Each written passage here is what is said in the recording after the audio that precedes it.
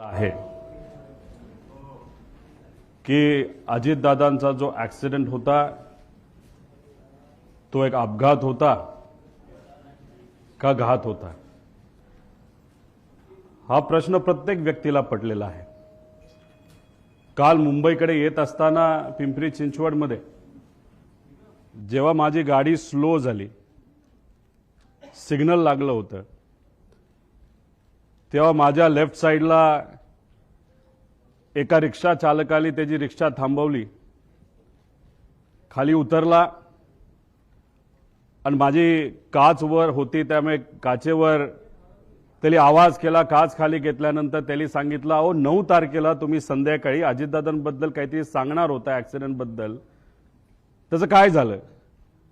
मी त्यांना सांगितलं काल नाही, म्हणजे 9 तारखेला नाही तर 10 तारखेला मी या बाबतीत मला काय वाटतं हे तिथं सांगणार आहे। या प्रेस कॉन्फरन्सच्या माध्यमातून आणि तुमच्या सर्वांच्या मदतीने लोकांपर्यंत मी आता पोहोचतोय। काही लोकांनी भावनिक होऊन काही व्हिडिओ टाकलेत।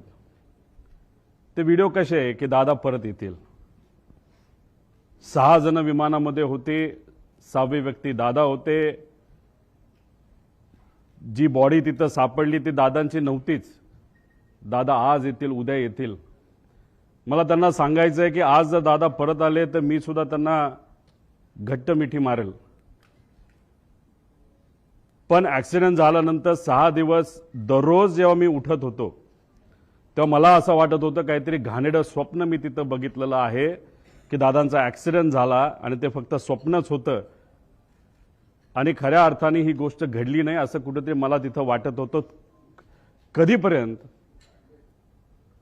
जेव्हा दादांचा एक स्वेटर तो सुद्धा जळलेला, त्यांची चप्पल, त्यांचं घड्याळ जे दररोज ते घालायचे आणि ते घड्याळ दादा कधी पण त्यांचा जो वेळ असतो ते 15 मिनिटं पुढे ठेवायचे। 9 वाजलं त्या घड्याळात वाजले होते आणि ते जळलेलं घड्याळ बंद पडलेलं तिथं मी बघितलं आणि जे कोणी तिथं बघत होते त्यांच्या डोळ्यात अक्षरशः अश्रू होतं। कोणी निशब्द झाले होते, कोणाला काहीच बोलता येत नव्हतं।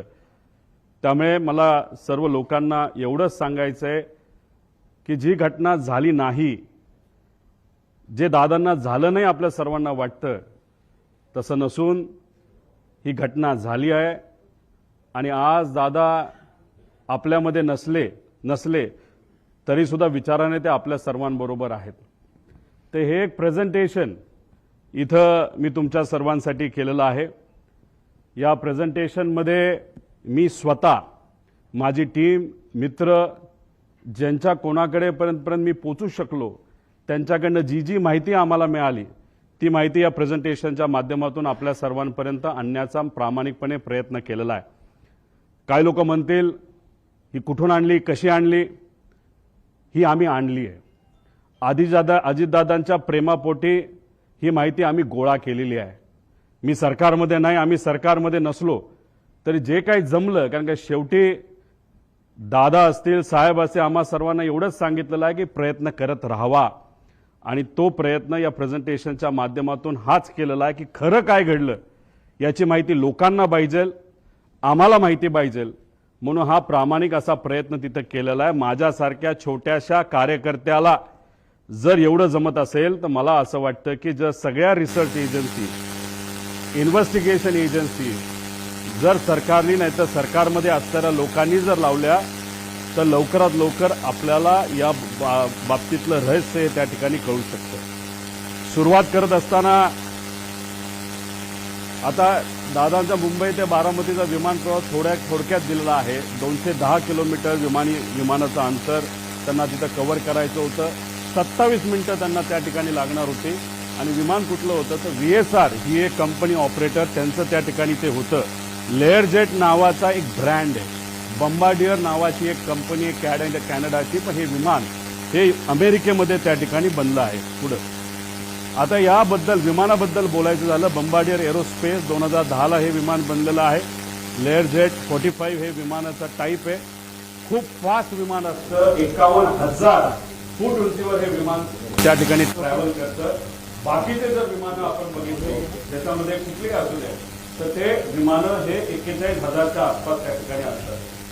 आता हे विमान लेअरजेट 45 असं त्या ठिकाणी दिसतं। त्याचे इंटरनल पार्ट हे मी तुम्हाला इथं दाखवले।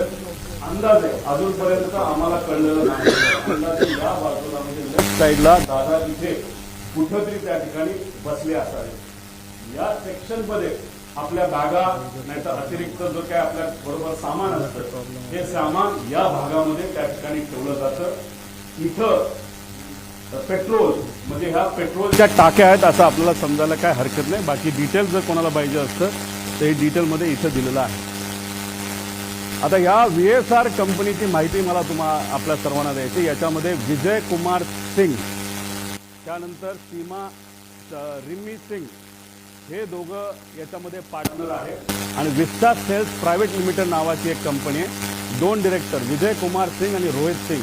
विजय आणि रोहित हा विजयचा मुलगा आहे।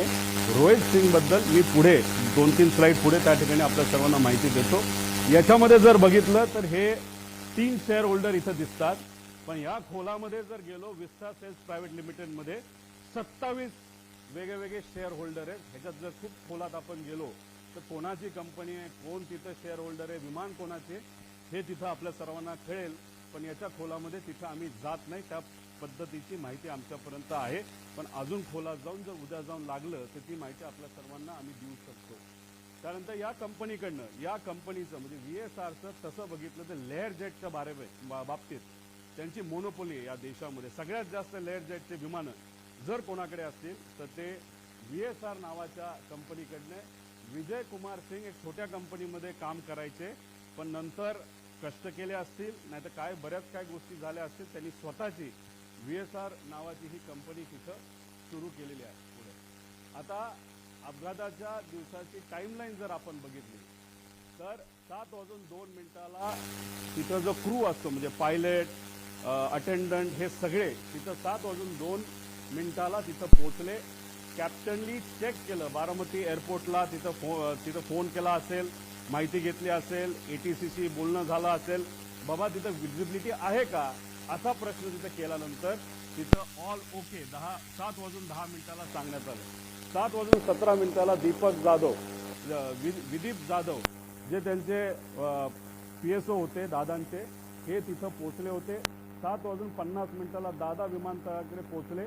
7:56 विमान मुंबई विमानतळ रडारच्या संपर्कात आलं की मुंबईच्या ATCला सांगितलं आता आम्ही टेक ऑफ करायला तयार आहे। 8:10 आणि 51 हे टेक ऑफ झालं। तुम्ही म्हणताल या बाजूला काय, या बाजूला काय आहे याची माहिती थोड्या वेळानंतर मी आपल्या सर्वांना देतो, पण ही माहिती अतिशय महत्त्वाची आहे। एका ग्रुप चॅटची ही माहिती आहे आणि त्या ग्रुप चॅटवर खूप काही आपल्याला पुढे जाऊन कळणार आहे। नाव फक्त दिलंय, पुढचा नंबर तिथं मी दिलेला नाही, पण नंबर सुद्धा तिथं आहे। एका ऍक्च्युअल ग्रुप चॅट मधले हे स्नॅपशॉट तिथं काढलेले आहे। त्या ग्रुप चॅट मध्ये अधिकारी सुद्धा असतात, PA सुद्धा असतात, त्याबद्दलची माहिती मी पुढे तुम्हा सर्वांना देतो। आता विमान 8:22 विमान लोणावळा जवळच्या आसपास त्या ठिकाणी तिथं असेल। 8:25 विमान पुणे जवळ, पुणे शहराजवळ असेल। 8:30 विमान यवत हे जे गाव आहे त्याच्या आसपास असेल। 8:32 सुपे म्हणून गाव, सुपे जळगाव गाव हे बारामतीमध्ये आहे तिथं असेल। 8:43 ते 8:45 दरम्यान दुर्दैवी घटना, खरंच जी घटना अतिशय आपल्या डोळ्यांमध्ये पाणी आणते ती घटना या टाइमच्या वेळेस त्या ठिकाणी घडली। 9 वाजता दादा गंभीर जखमी आहेत। ऍक्सिडेंट झाला हे आम्हाला कळलं होतं, पण आमच्या सगळ्यांच्या मनात असं होतं की जखमी आहेत, हॉस्पिटलमध्ये आहेत, पण जिवंत आहेत अशी कुठली बातमी आमच्या कानामध्ये यावी। तशी 9 वाजता ती बातमी सुरू होती, पण 9:45 पहिली बातमी आली ती म्हणजे दादांच्या निधनाची, जी ऐकल्यानंतर अक्षरशः मन पण सुन्न झालं आणि डोकं सुद्धा सुन्न त्या ठिकाणी झालं। आता ही माहिती म्हणजे हा जो प्रवास आहे, हा प्रवास हे जे एक सॉफ्टवेअर आहे नाहीतर ऍप आहे, ज्याच्याकडे विमान असेल त्यांना हे ऍप उघडता येईल, जो पायलट असेल हे ऍप उघडता येईल। युनिव्हर्सल ऍप आहे, याच्यामध्ये तुम्हाला सगळ्या विमानाची माहिती तिथं कळू शकते। त्याच्यात जर आपण गेलात तर ह्याच्यामध्ये हे किती वर्षापूर्वीचं विमान होतं तर 16 वर्षापूर्वीचं ही सगळी माहिती असते। ह्याच्या आधी 2 दिवस म्हणजे 26ला आणि 25ला हे विमान कुठं गेलं होतं? मुंबई सुरतला एकदा गेलं, परत सुरत मुंबईला तिथं गेलं. म्हणजे हा जो विमानाचा प्रवास आहे ही घटना घडायच्या आधी तर सुरतला हे विमान तिथं जाऊन आलं होतं. आता हे महाशय म्हणजे हे जे मालक आहेत सिंग यांनी काय स्टेटमेंट दिलं? विमान चांगल्या स्थितीत होते आणि मेंटेन्ड होते, हा सगळ्यात महत्वाचा मुद्दा तिथं आहे. वैमानिक अनुभवी होते, हा दुसरा महत्वाचा मुद्दा त्याच्यामध्ये आहे. अपघात व्हिजिबिलिटी इश्यूमुळे झाल्याची शक्यता आहे, हाही मुद्दा त्याच्यामध्ये त्या ठिकाणी आहे. आता या आमच्या ताई बारामतीच्या आहेत, त्यांचं काय स्टेटमेंट हे थोडंसं तुम्ही ऐकून घ्यावं. गावाकडून आलं होतं, पूर्ण असा विमानाचा आवाज वेगळाच येत होता नेहमी. म्हणजे यांचं आणि तिथं असणारे बरेच काही हे आहेत की त्यांचं असं मत होतं की रोज तिथं जे पायलटला शिकवलं जातं त्याची विमानं रोज ये जा करत असतात. दादांची विमानं बऱ्याच वेळा आलेली आहेत, मोठ्या मोठ्या व्यावसायिकांची विमानं आलेली. पण हे विमान जेव्हा त्या गावाच्या वरून गेलं होतं, एक तर ते जवळून गेलं होतं आणि त्याचा आवाज थोडा वेगळा आला होता. म्हणजे कदाचित मेंटेनन्सचा हा मुद्दा असू शकतो. पुढे आता हा व्हिडिओ तुम्ही डिटेलमध्ये बघा. हा व्हिडिओ एका ग्रामपंचायतीचा व्हिडिओ आहे. हे गोल दाखवलंय, तो जे विमान आलं सरळ झालं ते तिथं टिल्ट झालं आणि दुर्दैवी 11 सेकंदात ते खाली आपल्या सगळ्यांना पडलेला आणि तो स्फोट झालेला त्या ठिकाणी बघायला मिळाला. म्हणजे हा सगळा सीसीटीव्ही फुटेज हा आपल्या सर्वांना बघायला मिळतो. आणि हे झालं, हे सीसीटीव्ही फुटेज आपल्याला मिळालं म्हणून आता आपण सर्वजण चर्चा करू शकतोय. हे सीसीटीव्ही फुटेज आलं नसतं तर जसं इतर प्लेन क्रॅश बद्दल नुसतं मोघमच बोललं जातं तसंच कदाचित या बाबतीत सुद्धा दुर्दैवाने बोललं जाऊ शकलं असतं. पण हा सीसीटीव्ही फुटेज आपल्या सर्वांसाठी अतिशय महत्वाचा आहे. आता याच्यामध्ये आपल्याला प्रश्न काय पडतात? म्हणजे मालक तर बोलून गेला की काय झालं असावं, हे असेल तर ह्याच्यामध्ये विमान काय बिघाड, म्हणजे ह्याच्यामध्ये काय बिघाड झाला होता ज्याच्यामुळे ते विमान स्टॉल झालं. स्टॉल झालं म्हणजे बंद पडून ते एका बाजूला त्या ठिकाणी वळलं. तर का ते स्टॉल झालं, असं का झालं? मेकॅनिकल फेल्युअर झाला असेल का? त्यानंतर टेक ऑफ पूर्वी विमान चेक करण्यात आले होते का? आपण कधी गाडी घराच्या बाहेर काढत असताना पेट्रोल आहे का, ऑइल आहे का, ह्या बेसिक गोष्टी बघतो. तसं विमान उडवायच्या आधी त्याच्यामध्ये टेक ऑफ पूर्वी विमानाचं इन्स्पेक्शन एक मेकॅनिकल अधिकारी करत असतो. त्याचं कामच तेवढं असतं की विमान नीट आहे का, सगळ्या केबल लागल्यात का. जसं की लिफ्ट आपल्या घरी असेल नाही तर ऑफिसमध्ये असेल आणि त्याचं इन्स्पेक्शन जर करायचं असेल तर त्या ज्या केबल आहेत त्या नीट आहेत का, बटणं नीट दाबली जातात का, आणि समजा जर लाईट गेली तर लिफ्ट ऑटोमॅटिकली एका फ्लोअरला येऊन थांबते का, हे जे बेसिक लिफ्टमध्ये चेक केले जातात. हे तर 51,000 फीटला उडणारं विमान आहे आणि ह्याचं चेकअप तर करावाच लागतो. हे DGCA सुद्धा सांगितलेलं आहे. जगातल्या प्रत्येक देशामध्ये हे आपल्याला तिथं फॉलो करावं लागतं. त्यामुळे टेक ऑफ पूर्वी याचं काय चेकअप झालं होतं का? चेक करणारे कर्मचाऱ्यांना आता आपल्याला पकडावं लागणार आहे, बोलावं लागणार आहे, चर्चा करावी लागणार. ते आम्ही करू शकत नाही. पण जी कुठली एजन्सी आता सरकारने दिलेली आहे त्या एजन्सीला तिथं असणारे जे कोणी चेक करणारे कर्मचारी आहेत त्यांच्याशी तिथं आपल्याला बोलावं लागेल. टेक लॉग हा प्रत्येक विमानाचा टेक लॉग हा केला जातो. टेक लॉग असेल तो जो अधिकारी आहे मेकॅनिकल इन्चार्ज तो सही करतो आणि विमान चालक जे असतात को पायलट आणि मेन पायलट हे त्याच्यावर तिथं सही करतात. टेक लॉग सुद्धा आता आपल्याला शोधायचं आहे. आणि विमान हे जे होतं ते एअरवर्दी होतं का, म्हणजे विमान उडण्याच्या लायकीचं होतं का, असा एक वेगळा रिपोर्ट हा DGCAचा असतो. तो सुद्धा तिथं बघण्याची जरूरत आहे. रुटीन लाईन मेंटेनन्स हा करावा लागतो. एक मेन मेंटेनन्स, इंजिन काढावं लागतं, घालावं लागतं, ऑइल चेक करावं लागतं सगळं. आणि त्यानंतर हा रुटीन मेंटेनन्स, कुठलाही प्रवास झाल्यानंतर ते विमान चेक करावं लागतं, त्याला रुटीन मेंटेनन्स बघावं लागतं. आणि हे अतिशय क्रिटिकल एरिया असतो हा पोलिसांचा विमानाचा. तिथं सगळीकडे सीसीटीव्ही कॅमेरा असतात. तिथं मोठ्या मोठ्या इंडस्ट्रियलिस्टचे विमानं ठेवलेली असतात आणि तिथं सगळीकडे हँगरच्या बाहेर आणि हँगरच्या आत सीसीटीव्ही कॅमेरा त्या ठिकाणी असतात. त्यामुळे ते सीसीटीव्ही कॅमेरा कुठे आहेत, कसे आहेत, कोण मेंटेन करत होतं, खरंच विमानाला कुणी हात लावला होता का, चेकिंग झालं होतं का, हे सगळं तिथं बघण्याची आपल्या सर्वांना जरूरत आहे. आणि विमानाचा हेवी बेस मेंटेनन्स हा कधी केला, कसा केला, काय केला, त्याला विमान कंपनीली सुद्धा शेड्यूल दिला असतं आणि त्या शेड्यूल प्रमाणेच आपल्याला मेंटेनन्स हा करावा लागतो. ते झालं होतं का, त्याचा रिपोर्ट कुठे आहे. आणि हे रिपोर्ट का मागतोय, कारण का हे जे VSR कंपनी आहे त्या VSR कंपनीमध्ये अनेक एक्स DGCIचे लोक काम करतात, नाहीतर त्यांचे कन्सल्टंट आहेत. त्यामुळे आम्हाला भीती अशी आहे की आतापर्यंत गेल्या 13-14 दिवसामध्ये काहीच झालं नाही, फक्त CCTV गोळा केलेले आहेत. बाकी ह्यांनी अजून सुद्धा रिसर्च नाही तर इन्व्हेस्टिगेशन काही झालेलं नाही. आणि असं जर टाइमपास करत राहिले तर मग हे सगळं मॅन्युप्युलेट केलं जाऊ शकतं. हे सगळे खोटे रिपोर्ट हे केले जाऊ शकतात. त्यामुळे रिपोर्टवर फक्त विश्वास ठेवून चालणार नाही, सगळे CCTV आपल्याला त्या ठिकाणी बघावं लागतील. आता ह्याच्यामध्ये या कंपनीचा इतिहास आपण तिथं बघू. तुम्हाला आठवत असेल 2023ला एक ऍक्सिडेंट झाला होता. ते कुठलं विमान होतं, लेअर जेटचं विमान होतं. बघा इथं आता ते विमान तुम्हाला क्लिअरली दिसेल नाही दिसेल माहित नाही, हे पडलं, हे घसरत गेलं, पाऊस तिथं पडत होता, स्पीड खूप होतं, विमानचा टाईप लेअर जेटचाच होता. आता काही लोक लगेच टीव्हीवर बोलायला लागले होते की अरे बारामतीचं जे विमान आहे त्या ILS सिस्टम नाहीये, असं बरेच रिसर्च अभ्यासू लोक म्हणायला लागले. बरोबर आहे, पण त्याच विमानतळावर बऱ्याच वेळा अनेक वेळा मोठे इंडस्ट्रियल पासून सगळे तिथं उतरलेले आहेत ILS सिस्टम नसताना. आणि ILS सिस्टम बद्दल आपण चर्चा करतोय तर हा ऍक्सिडेंट जिथं झाला मुंबईला, तिथं तर हायली ऍडव्हान्स सिस्टम आहे, ILS सिस्टम सुद्धा आहे, तरी सुद्धा हा अपघात झाला कसा. त्यामुळे फक्त ILS सिस्टम बारामतीला नाही म्हणून ते ढकलून त्या ठिकाणी चालणार नाही. आता हा ऍक्सिडेंट झाला, कसा झाला, काय झाला, व्हिजिबिलिटी वर ढकलून मोकळे झाले विमानाचे, अजून पाऊस होता, हे होतं. मग ILS सिस्टम असताना पाऊस होताना सुद्धा बाकी विमानं लँड होऊ शकत होते. मग आमच्या VSR या कंपनीचं लेअर जेटचं विमान का लँड होऊ शकलं नाही आणि का घसरत गेलं, याचा अभ्यास कुठं ना कुठे त्या ठिकाणी करावा लागेल. 2023चा हा विषय. मग आतापर्यंत रिपोर्ट आला असेल, आतापर्यंत एन्क्वायरी क्लिअर झाली असेल, तो रिपोर्ट मीडियाकडे आला असेल, तो रिपोर्ट कंपनीली जे लोक आत होते, ज्या कंपनीली ते भाड्यावर घेतलं होतं त्या लोकांना दिला असेल, अशी अपेक्षा आपण करू. कारण 2 वर्ष एवढा मोठा अपघात होऊन हे कुठेही रिपोर्ट कुणी दाबू शकत नाही. बघूया काय झालं पुढं.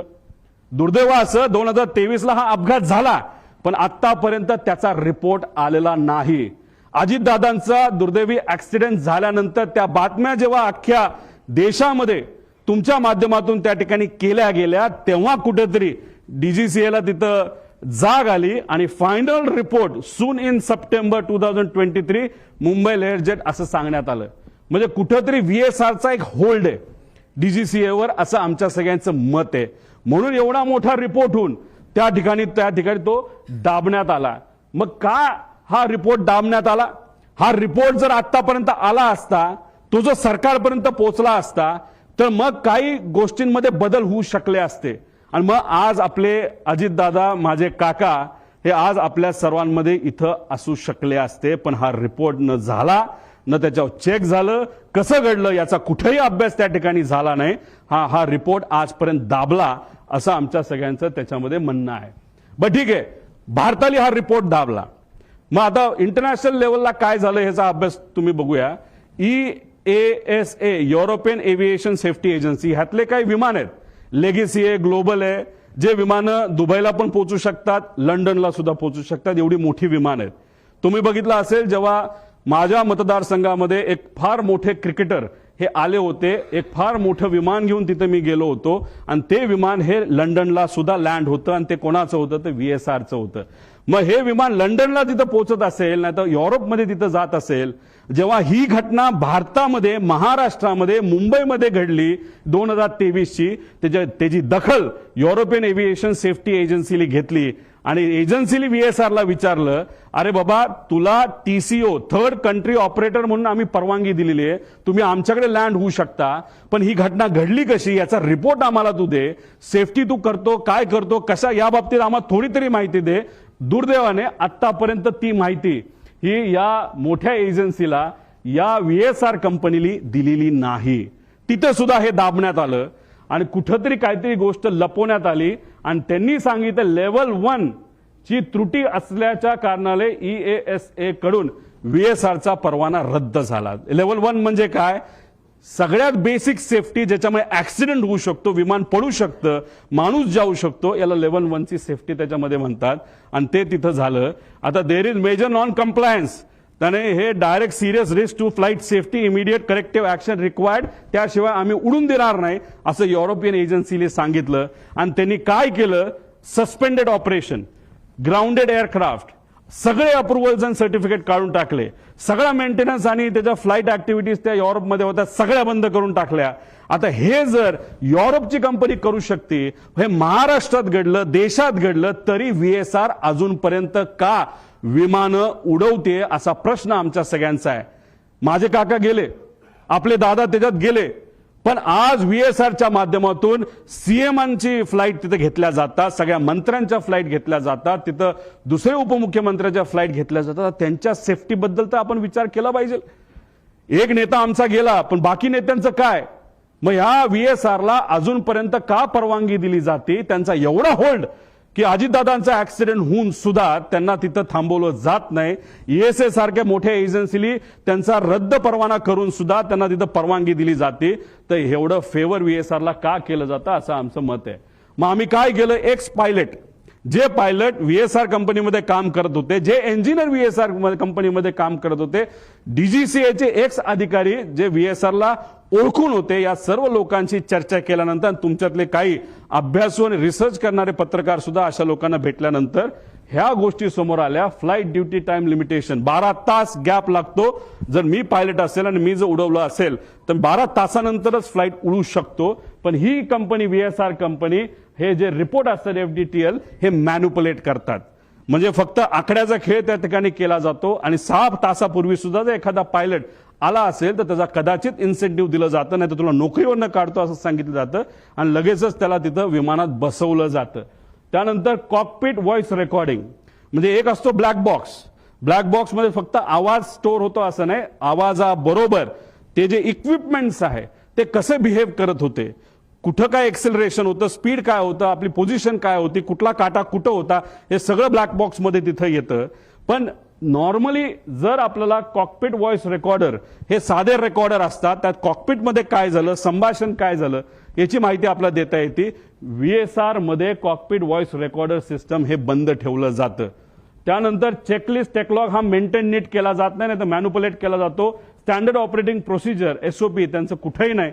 आणि कॉस्ट कटिंग मध्ये हे महाशय, ही कंपनी अतिशय माहिर आहे. त्याच्यामध्ये मेंटेनन्समध्ये कमतरता दाखवणं, नाही तर कुठलंही विमान, नाही तर हेलिकॉप्टर घ्या, ते हेलिकॉप्टर जर आपल्याला उडवायचं असेल तर त्याच्यामध्ये तास दिले जातात. 2200 तास ब्रँड टू ब्रँड, नाही तर 2500 तास. ते झाल्यानंतर इंजिन चांगलं असलं काही नसलं तर पूर्ण इंजिन 6 कोटी रुपयाचं एखाद्या सिंगल इंजिन हेलिकॉप्टरचं आपल्याला बदलावंच लागतं. तसं इथे असतं. पण या कंपनीकडनं तिथं टायमिंग हे कुठेतरी चेंज केले जातात, मॅन्युपुलेट केले जातात आणि त्यामुळेच कुठेतरी ही घटना घडतात असं आमच्या सगळ्यांचं त्याच्यामध्ये मत आहे. आता गो अराउंड, आता अजितदादांना घेऊन हे विमान फ्लाय करत होतं व्हीव्हीआयपी, म्हणजे ज्यांना Z security, Z plus security आहे, अशा व्यक्तीला हे विमान घेऊन चाललं होतं. विमान उडत असताना जर तिथं व्हिजिबिलिटीचा इश्यू असेल नसेल तरी त्या पायलटला 2 स्टेशन द्यावं लागतात.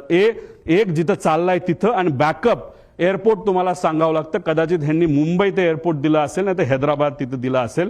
आता तिथं गो अराउंड करत असताना एकदा ट्राय केला, दुसऱ्यांदा कदाचित त्यांना ते दिसलं नसावं. त्यांनी सांगितलं हो दिसलं, पण दिसलं नसावं, तर तिसऱ्यांदा राऊंड घ्यायला पाहिजे होता. पण ह्यांनी तो घेतला नाही. दुर्दैवाने सेकंड अटेम्प्टलाच त्यांनी तो प्रयत्न केला. जी घटना घडली ती घडली. आणि दुसरं कसं असतं, ह्यांना पुढे कुठे जायचं होतं, अजित काकांना घेऊन हे कुठं जाणार होते, बारामतीला जाणार होते. आणि बारामतीवरनं हे कुठं जाणार होते, शमशाबाद ते पटना, तिथं कोणतरी व्यक्तीला तिथं घेऊन जाणं. म्हणजे ह्यांना घाई होती, नाही बाबा जायचंच आहे, नाही तर 10 लाख रुपये आपलं जे भाडं आहे ते त्याच्यामध्ये बुडू शकतं. आपण पुण्याला गेलो तर हे भाडं आपण बारामतीला पोहोचू शकलो नाही, तेही पैसे आपल्याला मिळणार नाही. म्हणून कुठंतरी या कंपनीकडनं या पायलटवर प्रेशर होतं असंही आपल्याला त्या ठिकाणी बोलता येईल. आता दुसरं स्टॉल वॉर्निंग सिस्टम, म्हणजे याच्यामध्ये एखादं विमान स्टॉल होण्यापूर्वी आपल्याला एक अंदाज येतो, काही ती गडबड त्याच्यामध्ये होते. हे विमान स्मार्ट विमान असतं आणि ह्याच्यातली ही जी काय स्टॉल वॉर्निंग सिस्टम आहे, आमचा प्रॉपर इंटेल आहे. आमचं काही लोकांशी तिथं बोलणं झालंय, फक्त त्यांनी सांगितलं आमचं कृपा करून तुम्ही नाव नका सांगू, आमच्या नोकऱ्या तिथं जातील. त्यांची चर्चा अशी, जे विमान अजित काकांना घेऊन तिथं ते ऍक्सिडेंट झालं त्याच्यामध्ये ही जी स्टॉल वॉर्निंग सिस्टम ती बंद होती. ती बंद असल्यामुळे काही गोष्टी आपल्याला आधीच कळल्या नाही आणि त्यामुळे ती घटना त्या ठिकाणी घडली असावी असं काही तज्ज्ञांचं तिथं मत आहे. आणि हेवी बेस मेंटेनन्स केलं कुणी ह्याच्यासाठी आम्ही हे पुरावे त्या ठिकाणी मागतोय. पीटीटी पुश टू टॉक म्हणजे तुमची वॉकी टॉकी असते, आपण बटन दाबतो, आपण बोलतो, पलीकडचा ऐकतो, तसं विमानामध्ये पीटीटी असतं. हे पीटीटी जेव्हा चालू होतं तेव्हा कॉकपिटमध्ये बटन दाबल्यानंतर जे जे काय चालू असतं, जसं की आता मी पोहोचतोय, आता लँड होतोय, मी पुढे तुम्हाला ट्रान्सक्रिप्ट दाखवेल, तर ते सगळं कळतं. तर जेव्हा मेन पायलट हा जर कपूर असेल तर पाठक ज्या पायलट होत्या ह्या को पायलट होत्या. को पायलट जनरली ते इंटरॅक्शन करतात एटीसीची. तेव्हा ती पीटीटी त्यांनी दाबलं होतं तेव्हा त्या वातावरणामध्ये ते जेव्हा शेवटचं वाक्य ओ शिट होतं तेव्हा सुद्धा त्याच्या आधी सुद्धा त्या विमानामध्ये कुठंच ही वॉर्निंग सिस्टीमचा आवाज येत नव्हता. पीटीटी दाबून सुद्धा शुकशुकाट होता म्हणजे ही सिस्टम तिथं बंद होती असं आमचं त्या ठिकाणी म्हणणं आहे. आणि त्यासाठी जे एटीसीचं रेकॉर्डिंग आहे ते तुम्ही चेक केलं, पीटीटी दाबल्यानंतर त्याच्यामध्ये कुठेही ते वॉर्निंग तिथं आल्या नाहीत. आणि ब्लॅक बॉक्स जेव्हा रिकव्हर केला जाईल त्यानंतर आपल्याला बऱ्याच गोष्टी या बाबतीतला कळतील. आता दुसरा विषय असा आहे की हा व्हिडिओ तुम्ही ऐका, मग तुम्हाला त्या ठिकाणी मी सांगतो. आमच्या गावातनं उतरताना आमच्या गावात एक मंदिर आहे, त्या मंदिराच्या कळसाला सुद्धा टेकायची काही लोकांना शक्यता.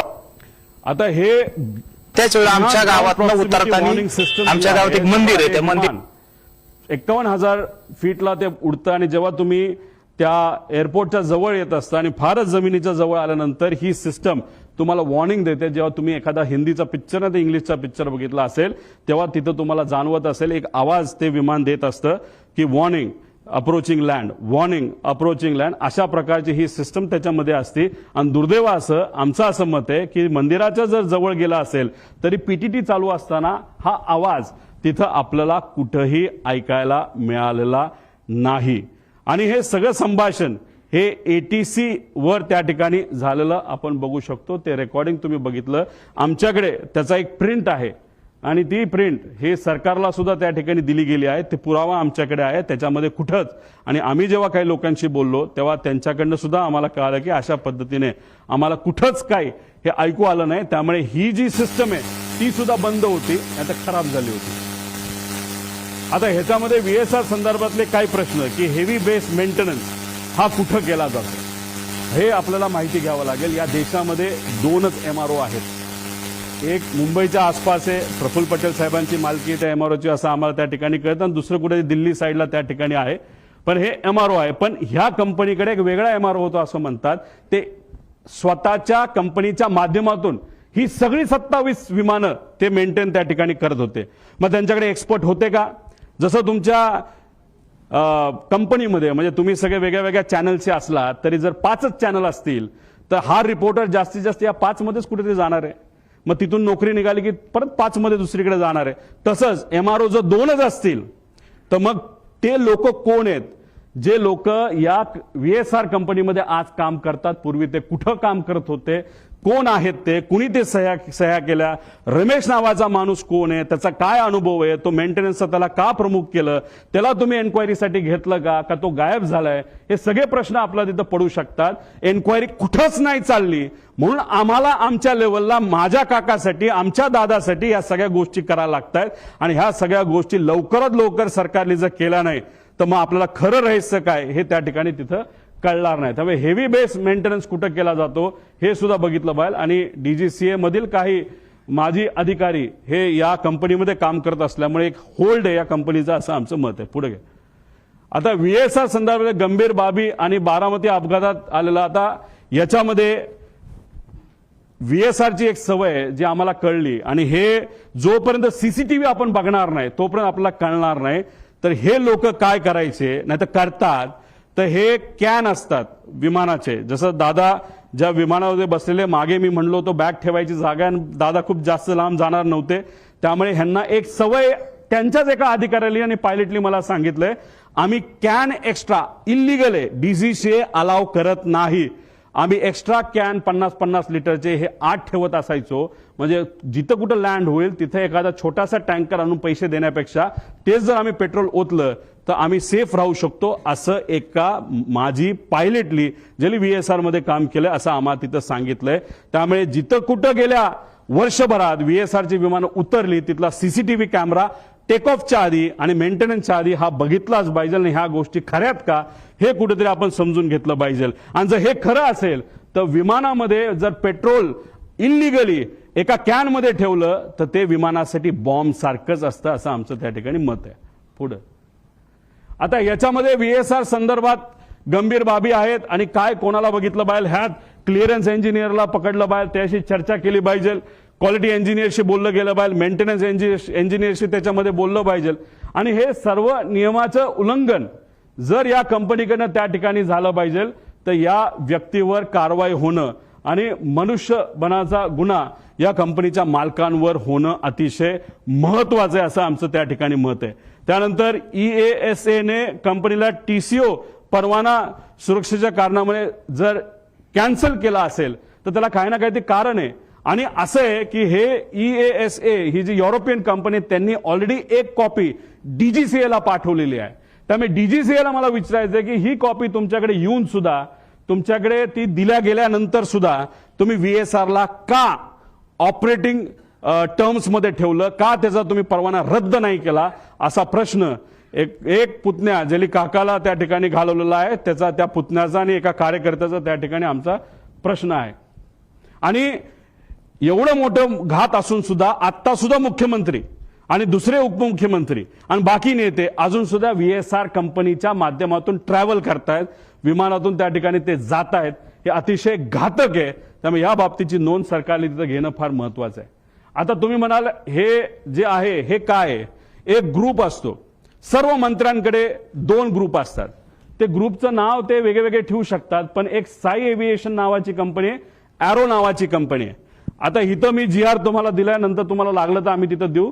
या कंपनीला अलोकेट केलेला 2 हँडलिंग कंपनी आहेत.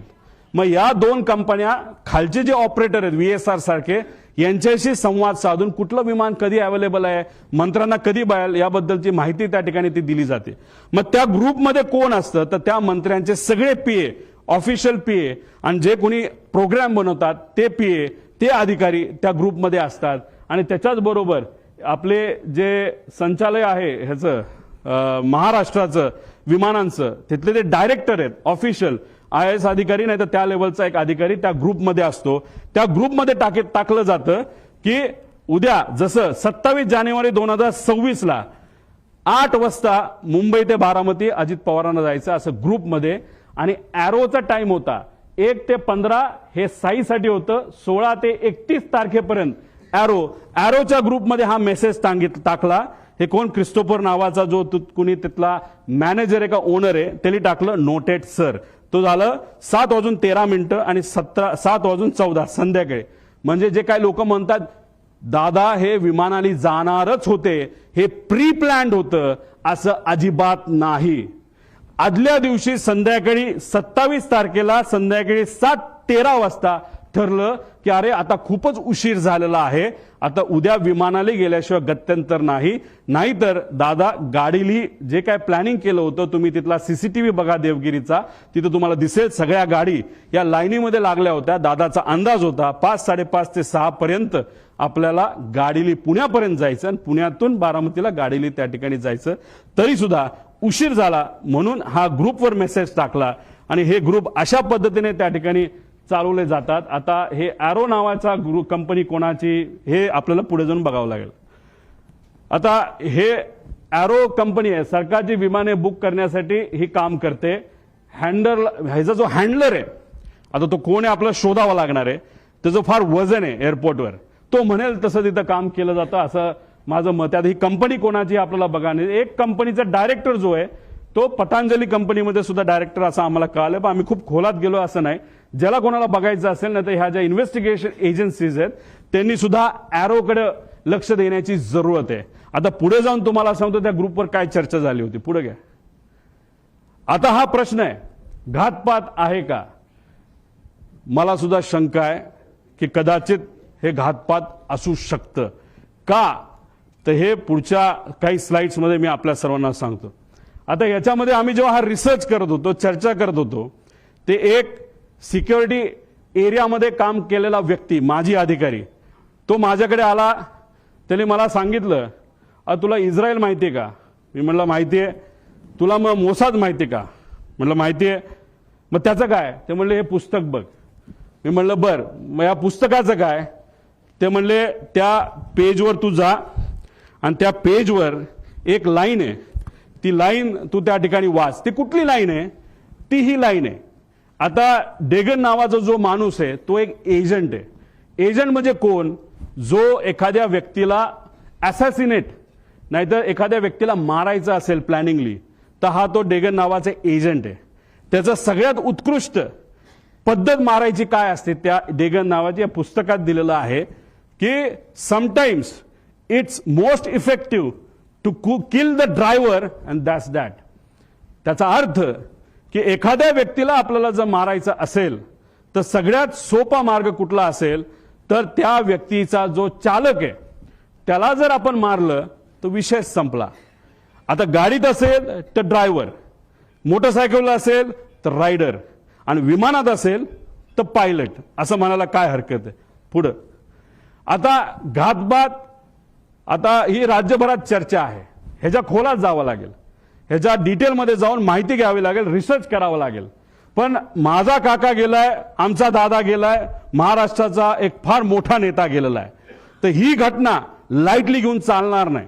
एखादी गोष्ट इकडे तिकडे झाली, आपण इकडे गेलो तिकडे गेलो, कुणी काय केलं, ह्याली काय होणार नाही. आम्हाला जोपर्यंत ह्याची उत्तरं मिळत नाही तोपर्यंत आम्ही शांत बसणार नाही. आता ह्याच्यामध्ये आदल्या दिवशी 27 जानेवारीला रोजच्या वेळेपत्रानुसार दादा संध्याकाळी म्हणजे जेव्हा कॅबिनेटच्या बैठका झाल्या, दादा म्हणाले होते अधिकाऱ्यांना की 4-5 तास मी माझी कामं करेल. काही अधिकारी मला, माझ्या पार्टीतले काही अधिकारी भेटणार आहे आणि काही नेते भेटणार आहेत आणि काही कर्मचारी भेटणार आहेत, त्यांच्याशी मी चर्चा करेल आणि मग मी मुंबईला जाईल, असा दादांचा त्याच्यामध्ये त्या ठिकाणी अंदाज होता. ताफा सुद्धा लागला होता. एक फार मोठे नेते दादांना भेटण्यासाठी येणार होते, ते वेळेत येणार होते पण उशीर झाला. ते उशिरा आल्यामुळे आणि चर्चा उशीरपर्यंत सुरू राहिल्यामुळे दादांचा वेळ त्याच्यामध्ये गेला आणि 5-5:30ला जे दादा गाडीने जाणार होते ते गाडीने जाऊ शकले नाही. त्यांना पर्याय राहिला नाही, त्यांना विमान बुक करावं लागलं आणि म्हणून 7:13 म्हणजे संध्याकाळी दुसऱ्या दिवशीचं विमान हे आदल्या दिवशी म्हणजे 27 तारखेला तिथं बुक झालेलं आपण बघितलं. पूर्व विदर्भातील एक कुठले तरी नेते हे मोबाईल चेक करा दादांचे, नाही तर लँडलाईनवर कोणाचा फोन होता काय होता मला माहित नाही, पण मला जे कळालेलं आहे सही करावीच लागते. फार महत्वाची फाईल आहे. आणि मग ती फाईल कुठे हे जेव्हा बघितलं गेलं, ती फाईल घरी नव्हती, ती फाईल मंत्रालयाच्या कार्यालयामध्ये होती दादांच्या. दादा कुठलीच फाईल मोकळी ठेवत नाहीत, पण अचानक ती फाईल तिथं होती. मग ती दादांनी बोलवली. बोलवण्यात येण्यात मुंबईचं संध्याकाळचं ट्रॅफिक तुम्हाला माहिती आहे. ती फाईल पोहोचूस तर वेळ गेला.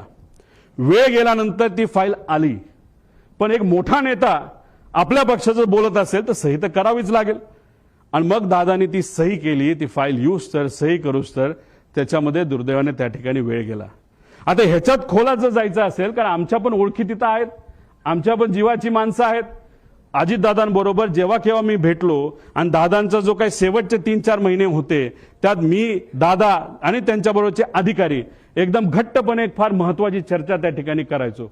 आणि ती करत असताना मग काही अधिकाऱ्यांचे, कर्मचाऱ्यांचे त्याच्यावर आमच्यावर त्या ठिकाणी विश्वास असल्यामुळे तिथं चर्चा काय चालली होती हा विषय जेव्हा केला तेव्हा तिथं चर्चा कुठले तरी राजकीय कन्सल्टंट कोणीतरी आहे, त्यांचा जो कॉन्ट्रॅक्ट आहे जो शेकडो कोटीचा आहे तो आपल्याला कॅन्सल करावा लागतोय. कारण त्यांच्याकडनं काहीच आपल्याला मिळत नाही, त्याचा काहीच फायदा होत नाही. कारण 7 दिवस आधी सुद्धा बारामती हॉस्टेलला दादांना जेव्हा मी भेटलो होतो तेव्हा सुद्धा दादांनी काही लोकांना सांगितलं होतं, शहाणपणा करू नका, राजकारण आम्हाला शिकू नका, राजकारण आम्ही कसं करायचं हे माहिती सर्वे फक्त तुम्ही करा, अशी काहीतरी चर्चा तेव्हा झाली होती. आणि अशा पद्धतीची चर्चा तिथं झाली आणि दादांना त्याच्यामध्ये उशीर झाला आणि मग दादांना प्लॅन बदलावा लागला. आता हे सगळे बॅकग्राऊंड तुम्हाला फक्त सांगतोय. त्याचं कारण असं की प्लॅन का बदलावा लागला. आता मी येतो 28 तारखेला.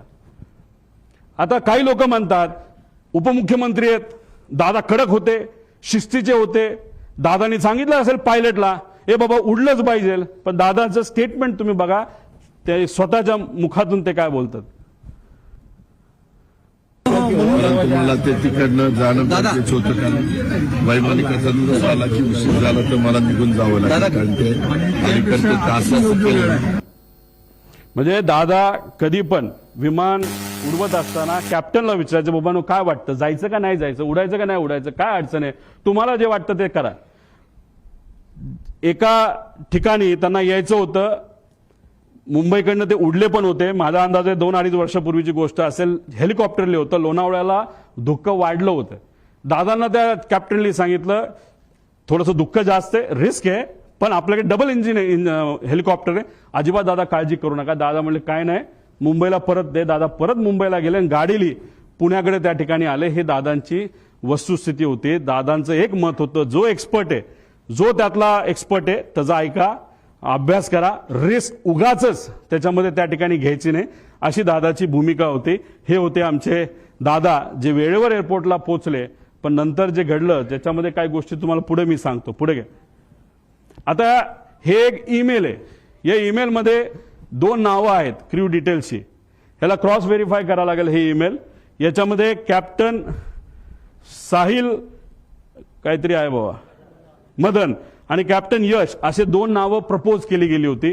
बाकी सगळं तिथं लिहिलेलं आहे आणि कुठं जाणारे मुंबई बारामती वगैरे सगळं तिथं दिलं होतं. आता हे आहेत दोघं. पण झालं असं की नाव ते दुसऱ्या दिवशी बदलण्यात आलं.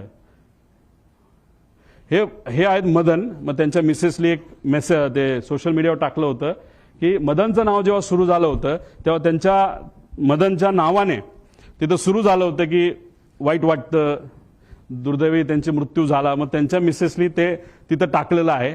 आता हे दोघांची नावं होती, पण मग हे त्यांना त्या ठिकाणी नियुक्ती झाली. म्हणजे पाठक आणि कपूर यांचं नाव तिथं आलं. तर मग आमचा विषय आणि कधीच तुम्ही बघितला असेल, कपूरचे कुठला तरी मित्र कुठेतरी बोलत होता की बाबा कपूर आदल्या दिवशी बाहेरून आला होता भारताच्या, तो उडवणारच नव्हता, पण मग त्याला अचानक सांगितलं आणि मग त्यांनी उडवायला घेतलं विमान, असं तुम्ही कुठेतरी ऐकलं असेल. तर मग आमचा प्रश्न असा आहे की मग टेक ऑफ पूर्वी मुख्य पायलट हे का बदलले गेले आणि मग का असं नाव चेंज त्या ठिकाणी केलं गेलं. आणि जर टेक ऑफ करायचं असेल तर त्या पायलटला आधीच यावं लागतं.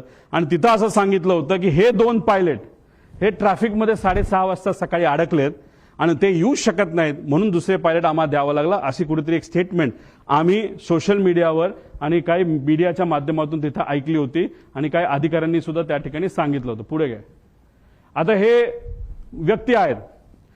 7 वाजता हे क्रू तिथं पोहोचलं. आता अप्रुव्हल कधी आलं तर 12:30 ओके, विमान मध्यरात्री 12-12:30 वाजता की विमान फायनल झाले, क्रू फायनल झाली आणि त्यांनी सांगितलंय की ओके. सकाळी त्यांनी 7 वाजता मेसेज केला की क्रू हे एअरपोर्टला पोहोचले आहेत. मग आता प्रश्न आम्हाला असे निर्माण होतात. पुढे घ्या. की हे जे 2 पायलट आहेत जे ट्रॅफिकमध्ये अडकले असं म्हणतात, मग कुठं होते, त्यांचा सीडीआर तुम्ही काढलाय का? ट्रॅफिक पोलिसच्या बऱ्याच ठिकाणी तिथं सीसीटीव्ही कॅमेराज आहेत, ते तुम्ही तिथं बघितले का? मग हे 2 ट्रॅफिकमध्ये अडकले तर मग हे 2 काय एअरपोर्टलाच राहायला होते का? एअरपोर्टच्या जवळ राहायला होते का? मग हे दोघं तिथं कसे आले? असा बरेच काही प्रश्न आम्हाला तिथं पडतात. त्यानंतर ते आल्यानंतर ब्रेथ अनालिसिसची टेस्ट झाली का, ज्याच्यामध्ये आपल्याला ते जसं पोलिसांनी रात्री तुम्हाला पकडलं, तुम्ही पिलं असलं काय नसलं काय तुम्हाला ते फुंकावं लागतं, तसं हायली ॲडव्हान्स्ड ब्रेथ अनालायझर हे एअरपोर्टला असतात, डीजीसीएला दिलेले असतात. त्याचा फोटो सुद्धा निघतो. ते सीसीटीव्ही आहेत का, तोच तो होतो का, त्याचं ब्रेथ अनालिझर केलं का, तिथं कॅमेरा आहेत का, कॅमेराचा रेकॉर्ड कोणाकडे आहे, त्यानंतर विमानाकडे गेल्यानंतर तिथं चेक करत असताना ते रेकॉर्ड आहेत का. 7 वाजता ते पोहोचले असतील, दादा जर 8ला पोहोचले असतील तर 1 तासाचा वेळ आहे, त्यात त्यांनी विमानं चेक केली आहेत का, विमानात काय वेगळं ठेवलंय का, असे बरेच प्रश्न त्याच्यामध्ये आम्हाला त्या ठिकाणी निघतात. आणि हे सर्व गोष्टी आता बघण्याची जरूरत आहे असं आमचं मत आहे. आणि कोणतरी असं म्हणलं होतं की कपूर हे हाँगकाँगवरनं आले होते, मग ते खरंच आले होते का इंटरनॅशनल फ्लाईटवरनं, हे सुद्धा बघण्याची जरूरत आहे. कारण इंटरनॅशनल फ्लाईटवरनं जर एक व्यक्ती ज्याला दारू प्यायची खूप सवय असं ऐकलं होतं आणि पुढेही काही पुरावे त्याच्यामध्ये आहे, मग इंटरनॅशनल फ्लाईटवर दारू दिली जाते, मग तो पिऊन आला होता का, अशा सगळ्या गोष्टी बघण्याची जरूरत आहे. कदाचित त्यांच्या परिवाराला असं वाटत असेल मी काहीतरी वेगळं बोलतोय. मला त्यांना एवढंच सांगायचं, आमचा तो हक्क आहे, आम्ही परिवारातली लोक आहेत, आमच्या शंका जर असतील तर शंकेचं निरसन हे झालंच पाहिजे. कारण आम्ही आमचा माणूस गमावलेला आहे, तुम्ही तुमचा माणूस गमावलेला आहे, तुम्ही तुमची बाजू बघा, आम्ही आमची बाजू बघतो. पण आमच्या मनात ज्या शंका आहेत त्याला कुठं ना कुठेतरी उत्तर हे मिळालं पाहिजे का गेले 13 दिवस मला तरी तिथं झोप लागलेली नाही आणि कदाचित जोपर्यंत ह्या गोष्टी सापडत नाही क्लिअर होत नाही तोपर्यंत झोप लागणार नाही आणि मी झोपणार सुद्धा त्याच्यामध्ये नाही. पुढे तुम्ही जर गेला तर आता मुख्य पायलट सुमित कपूर बद्दल आपण थोडीशी माहिती घेऊ. मार्च 10ला दिल्ली बेंगळुरू विमान उडण्यापूर्वी त्याला प्री फ्लाईट अल्कोहोल टेस्टमध्ये त्याला पकडण्यात आलं. पुन्हा 7 एप्रिल 17ला दिल्ली गुवाहाटीचं विमान उडवत असताना त्याचं टेस्टिंग जेव्हा केलं तेव्हा तो सापडला. तुम्ही मला तिथं सापडला इथं का नाही? ह्या सगळ्या कमर्शियल फ्लाईट्स होत्या असं आम्हाला कळतंय. कमर्शियल फ्लाईट्सवर बऱ्याच गोष्टी स्ट्रिक्ट असतात, प्रायव्हेट फ्लाईटला कदाचित तेवढ्या स्ट्रिक्ट नसाव्या असं वाटतं. 3 वर्ष त्याला निलंब करण्यात आलं. त्याच्याबरोबर काम करणाऱ्या एका व्यक्तीला आम्ही जेव्हा बोललो त्यांनी सांगितलं लेअरजेट म्हणजे उद्या जर मला ग्लोबल नावाचं विमान उडवायचं असेल तर मला त्याचं ट्रेनिंग घ्यावं लागतं, त्या कंपनीकडे जावं लागतं. तसंच हा सीपी म्हणजे कमर्शियल पायलट असल्यामुळे बोईंग एअरबस उडवत असेल आणि तिथं लेअरजेट उडवायचं असेल तर त्याला अमेरिकेत लेअरजेटची फॅक्टरी म्हणजे बंबार्डियरची फॅक्टरी असल्यामुळे अमेरिकेत जाणं महत्वाचं होतं. तो तिथं गेला. मला जे कळालंय तिथं गेल्यानंतर दुर्दैव असं त्यांनी इतकी दारू पिली का काहीतरी असं मला कळालंय. हे क्रॉस व्हेरीफाय करावं लागेल की त्यांना ट्रेनिंगला जाता आलं नाही. हे रिपोर्ट आता आपल्याला काढावं लागतील खरंच हे घडलं होतं का आणि त्यांना परत ट्रेनिंगला पाठवण्यात आलं असंही आम्हाला त्याच्यामध्ये त्या ठिकाणी कळलं होतं. आता इतर पायलटली लेझर जेटची परीक्षा अमेरिकेला सांगितलं. आता एक बडा नेता जो सांत्वन करण्यासाठी घरी आला होता त्यांनी सांगितलं हाच महाशय माझं सुद्धा विमान हेच VSR कंपनीचं हे नांदेडला हे घेऊन चालले होते आणि ज्या पद्धतीने त्या कपूरली लँडिंग केली त्याच्यावरनं मी VSRला कंप्लेंट केलेली आहे. हा मोठा नेता कोण, नांदेडला कधी गेला होता, खरंच त्यांनी कंप्लेंट केली का हे आपल्याला त्याच्यामध्ये बघावं लागेल. सत्तेतला एक मोठा नेता त्याच्यामध्ये आहे. त्यानंतर ट्रॅक रेकॉर्ड फारच वाईट होतं. तरी मग या व्यक्तीला तिथं अजितदादांचं विमान नाही तर VIPचं, उद्धव ठाकरे साहेबांचं, फडणवीस साहेबांचं, एकनाथ शिंदे साहेबांचं, ऍक्टरचं ह्या सगळ्यांचं विमान का उडवायला दिलं असा प्रश्न आमचा तिथं आहे. पुढं आता ह्याच्यामध्ये तुम्ही जर बघितलं असेल तर VK सिंग म्हणजे हा मालक त्यांचा एक ग्रुप आहे व्हॉट्सअपचा. त्या ग्रुपवर आम्ही ही माहिती काढली. कशी काढली काय काढली हे नका मला विचारू, पण ही माहिती आहे. आता तुम्ही म्हणाल ही माहिती तुम्ही देत आहात त्याला ते डिलीट केलं तर काय? तुम्ही व्हॉट्सअप किती डिलीट करा सगळी माहिती कळते. त्यामुळे जो कोणी तिथे इन्व्हेस्टिगेट करणार आहे हा ग्रुप कुठला, हा ग्रुप कोणाचा, त्या ग्रुपवर कोण आणि गेल्या 2 वर्षामधल्या त्याच्यावरच्या ज्या काही डिस्कशन आहेत हे लोकांसमोर त्या ठिकाणी आल्या पाहिजे. ह्याची एक डिस्कशन ह्याच्यामध्ये तुम्ही बघितली. Today once again a important flight had to be cancelled as number 1 of PSC has been found to be badly drunk. दारू पिला होता. त्याच्यामध्ये बरंच काय दिलं की तुम्ही पार्टी करता हे करता आणि त्याच्यात may I request my dearest colleagues captain Sunny जो खन्ना कोण असेल कॅप्टन रंधवावा आणि स्टार केलंय कॅप्टन सुमित द ग्रेट. म्हणजे दारू प्यायचा विषय आल्यानंतर द ग्रेट सुमित कॅप्टन आणि खाली आहे कॅप्टन रोहित. आता तो सिंग आहे का? सिंग म्हणजे कोण? तो डायरेक्टर आहे VSR कंपनीमध्ये म्हणजे याचाच कॅप्टनचा मुलगा. आता तो खरंच तो असेल रिसर्च नंतरच कळेल आणि डायरेक्टरच तिथं दारू पित असेल पायलट असून सुद्धा तर मग हे फार डेंजरस आहे. कारण डायरेक्टरलाच या गोष्टीचं महत्व नसेल तर बाकीच्या पायलट काय करणार? नाही तर जर डायरेक्टरच आपल्याबरोबर दारू पित असेल तर काय आपल्याला फरक पडतोय? अशी मानसिकता या लोकांची होऊ शकते असं आम्हाला वाटतं. हे त्यांच्याच ग्रुपवरनं काढलेला हा मेसेज आहे 2 जानेवारीचा. VSR कॅप्टन VK सिंग म्हणजे मालक. पुढं अजून एक मेसेज त्यांचा आहे काय? VSR ड्युटी सेल डील काय असेल ते.